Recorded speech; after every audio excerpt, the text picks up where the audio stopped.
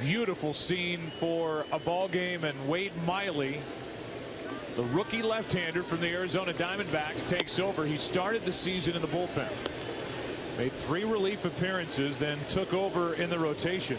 He is an average hitter, and get down Wade Miley. Yeah, that's a typical Joe Mallory bat.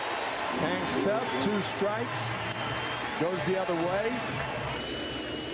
Wade Miley's 3-2 pitch. Might be 2. Weird hop out at second, and then no chance. Force out at second base, and Terry Collins is going to come out and make a pitching change. That ovation is not for Terry Collins. Although Mets fans would stand and applaud his job this season with the New York Mets. The manager of the Mets takes the ball from Miley. Runner at first, 1 out.